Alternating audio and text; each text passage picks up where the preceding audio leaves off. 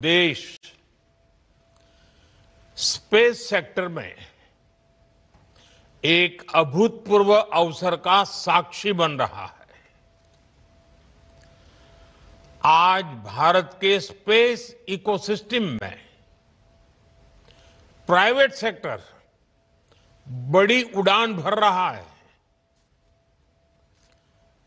Sky root का infinity campus Bharat की नई सोच, इनोवेशन और सबसे बड़ी बात यूथ पावर का प्रतिबिंब है। हमारी युवा शक्ति की इनोवेशन, रिस्क टेकिंग एबिलिटी और एंटरप्रेन्योरशिप आज नई बुलंदी छू रही है। और आज ये कार्यक्रम इस बात का प्रतिबिंब है कि आने वाले समय में Bharat global satellite launch ecosystem में एक लीडर बनकर उभरेगा। मैं पवन कुमार चंद्रा और नागा भर डाका को बहुत बहुत शुभकामनाएं देता हूं। आप दोनों नौजवान देश के अनेक यंग स्पेस एंटरप्रेन्योर्स, हर युवा के लिए बहुत बड़ी प्रेरणा है। आप दोनों युवाओं ने खुद पर भरोसा किया। आप रिस्क उठाने में पीछे नहीं रहे और इसका परिणाम आज पूरा देश देख रहा है। देश आप पर गौरव कर रहा है, गर्व कर रहा है। साथियों, भारत की अंतरिक्ष यात्रा बहुत सीमित संसाधनों से शुरू हुई थी, लेकिन हमारी महत्वाकांक्षाएं कभी भी सीमित नहीं रही। वो भी एक जमाना था, एक साइकिल पर रॉकेट का हिस्सा ले जाने से लेकर दुनिया के सबसे भरोसेमंद लॉन्च व्हीकल तक भारत ने सिद्ध किया है कि सपनों की ऊंचाई संसाधन से नहीं, संकल्प से तय होती है। इसरो ने दशकों तक भारत की स्पेस यात्रा को नई उड़ान दी है। क्रेडिबिलिटी, कैपेसिटी और वैल्यू, हर प्रकार से भारत ने अपनी अलग पहचान बनाई है। साथियों, हम सब जानते हैं कि बदलते हुए इस समय में स्पेस सेक्टर का कितना विस्तार हो रहा है। ये communication, agriculture, marine monitoring, urban planning, weather prediction और नेशनल सिक्योरिटी का आधार बन चुका है। और इसलिए ही हमने भारत के स्पेस सेक्टर में ऐतिहासिक रिफॉर्म्स किए। सरकार ने स्पेस सेक्टर को प्राइवेट इनोवेशन के लिए ओपन किया। नई स्पेस पॉलिसी तैयार की गई। हमने स्टार्टअप्स को, इंडस्ट्री को इनोवेशन के साथ जोड़ने का प्रयास किया। हमने इन स्पेस की स्थापना की, अपने स्टार्टअप्स के लिए इसरो की फैसिलिटीज और टेक्नोलॉजी को उपलब्ध कराया। यानी भारत ने बीते 6-7 वर्षों में ही अपने स्पेस सेक्टर को एक ओपन, कोऑपरेटिव और इनोवेशन ड्रिवन इकोसिस्टम में बदल दिया है। आज के कार्यक्रम में हमें इसी की झलक दिखाई दे रही है और गर्व की अनुभूति हो रही है। साथियों, भारत का युवा देश हित को सर्वोपरि रखकर चलता है। वो हर अवसर का सही इस्तेमाल करता है। जब सरकार ने स्पेस सेक्टर को ओपन किया तो देश के युवा और खासकर हमारे जेन जी यूथ इसका भरपूर फायदा उठाने के लिए आगे आ गए।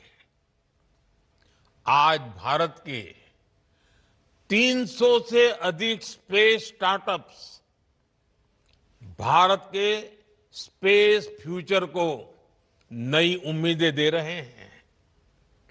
और इसमें भी खास ये कि हमारे अधिकार और हमारे अधिकतर स्पेस स्टार्टअप्स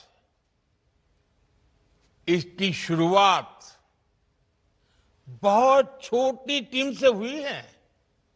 और मुझे इन सबको पिछले 5-6 साल में लगातार मिलने का अवसर मिला है।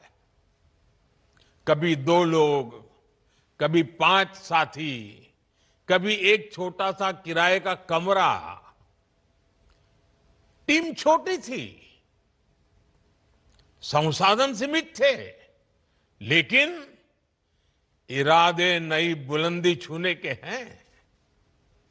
यही वो भावना है जिसने भारत में प्राइवेट स्पेस रिवॉल्यूशन को जन्म दिया है। आज ये जेन जी इंजीनियर्स, जेन जी डिजाइनर्स, जेन जी कोडर्स और जेन जी साइंटिस्ट नई नई टेक्नोलॉजी बना रहे हैं। प्रोपल्सन सिस्टम हो, कंपोजिट मटेरियल्स हो, रॉकेट स्टेजेज हो, सैटेलाइट प्लेटफॉर्म्स हो, भारत का युवा आज उन क्षेत्रों में काम कर रहा है जिनकी कुछ साल पहले कल्पना भी संभव नहीं थी। भारत का प्राइवेट स्पेस टैलेंट पूरी दुनिया में अपनी अलग पहचान बना रहा है। आज ग्लोबल इन्वेस्टर्स के लिए भारत का स्पेस सेक्टर एक अट्रैक्टिव डेस्टिनेशन बन रहा है। साथियों, आज दुनिया में छोटे सैटेलाइट्स की डिमांड लगातार बढ़ रही है। लॉन्च फ्रीक्वेंसीज भी बढ़ रही है। नई नई कंपनियां सैटेलाइट सर्विसेज देने लगी हैं और स्पेस अब एक स्ट्रेटेजिक एसेट के रूप में जगह बना चुका है। इसलिए आने वाले वर्षों में ग्लोबल स्पेस इकोनॉमी कई गुना बढ़ने वाली है। ये भारत के युवाओं के लिए बहुत बड़ा अवसर है। साथियों, भारत के पास स्पेस सेक्टर में जो कैपेबिलिटी है, वैसी कैपेबिलिटी दुनिया में केवल कुछ ही देशों के पास है। हमारे पास एक्सपर्ट इंजीनियर्स हैं, हाई क्वालिटी मैन्युफैक्चरिंग इकोसिस्टम है, वर्ल्ड क्लास लॉन्च साइट्स हैं और इनोवेशन को प्रोत्साहन करने वाला माइंडसेट है। भारत की स्पेस कैपेबिलिटी कॉस्ट इफेक्टिव भी है और रिलायबल भी है। इसी वजह से दुनिया की भारत से बहुत अधिक उम्मीदें हैं। ग्लोबल कंपनीज भारत में सैटेलाइट बनाना चाहती हैं, भारत से लॉन्च सर्विसेज लेना चाहती हैं, भारत के साथ टेक्नोलॉजी पार्टनरशिप चाहती हैं और इसलिए हमें इस समय का ज्यादा से ज्यादा फायदा उठाना चाहिए। साथियों, आज जो बदलाव हम स्पेस सेक्टर में देख रहे हैं वो भारत में हो रहे स्टार्टअप रिवॉल्यूशन का हिस्सा है। बीते एक दशक में अलग अलग सेक्टर्स में स्टार्टअप्स का नया दौर शुरू हुआ है।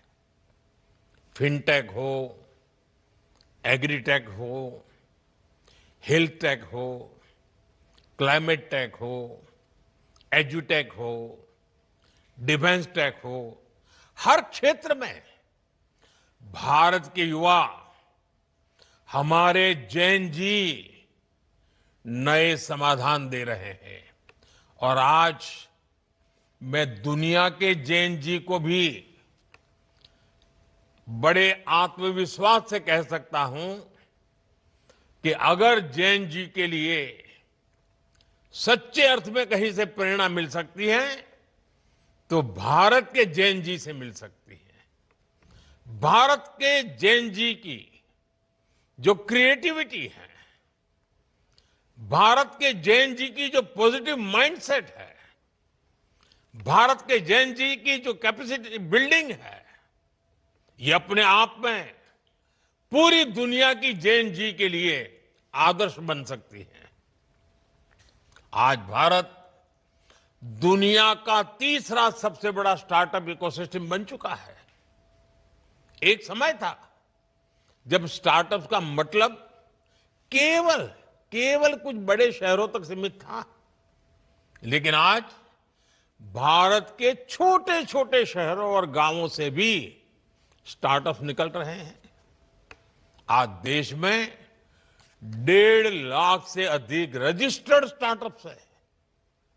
अनेकों स्टार्टअप्स यूनिकॉर्न बन चुके हैं। साथियों, आज भारत केवल एप्स और सर्विसेज तक सीमित नहीं है। हम अब डीप टेक, मैन्युफैक्चरिंग और हार्डवेयर इनोवेशन की ओर तेजी से आगे बढ़ रहे हैं। Thanks to Jain ji. आप सेमीकंडक्टर सेक्टर का ही उदाहरण लीजिए। सरकार ने जो ऐतिहासिक कदम उठाए हैं वो भारत के टेक फ्यूचर की नींव को मजबूती दे रहे हैं। आज देश में semiconductor fabrication units, chip manufacturing और डिजाइन हब्स बहुत तेजी से विकसित हो रहे हैं। चिप से लेकर सिस्टम तक भारत अब एक मजबूत इलेक्ट्रॉनिक वैल्यू चेन तैयार कर रहा है।